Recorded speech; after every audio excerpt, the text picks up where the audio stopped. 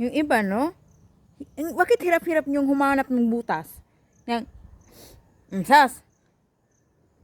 So, alam niyo, na, dahil malakas ako, pag nakikita nila ako ang nagbubuhat ng mga bagay-bagay, nagbubuhat na ako ng mga, or karga ko yung anak ko, tapos karga ko yung bag ko, ganon. Sasabihin, Zisa, bakit ikaw gumagawa niyan? Dapat yung asawa mong ikaw magbubuhat niyan.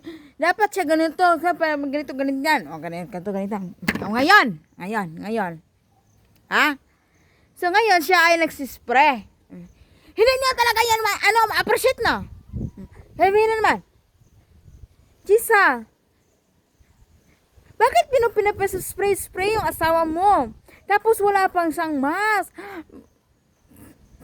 Hindi siya dapat yung gumawa niyan. Wala ka na bang, like, appreciation? Sana all. Dapat ganito lang sabihin mo. Sana all. May apang gumagawa. Pagpapakainin naman natin ng buhat si Apam. Yung asawa kasabi niya, bakit yan? Yun naman talaga yung ulam niyo, Jisa. Wala na ba kayong ibang ulam? Agay!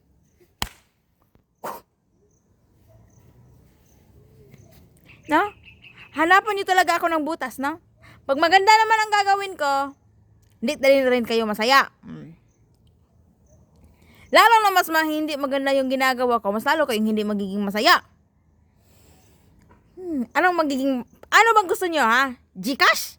Gcash magiging masaya na kaya?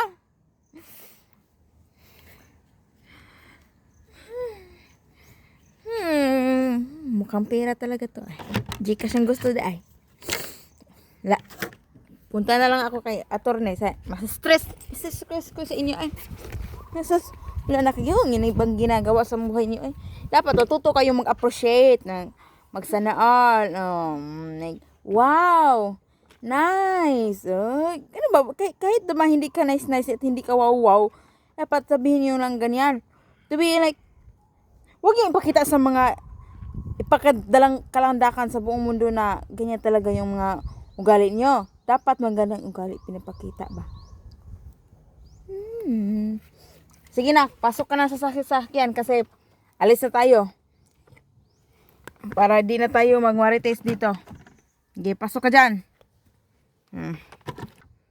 Mag-ano na kami ni Liam, pupunta na kami ng attorney, magpanotaryo na lang kami. Kaysa naman atupagin ko pa yan, nasa-stress na ako sa inyo. Ha?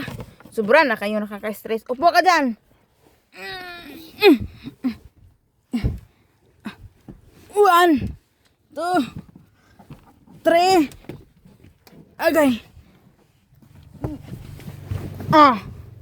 Diyan, upo ka. Kasi si mama ang magdadrive. Kasabihin niyo kung saan na naman asawa ko. Nagtatrabaho siya kasi kailangan niyang magtrabaho. Ako naman, magpupunta ako sa attorney at magpanotaryo ako ng mga papers. Diba?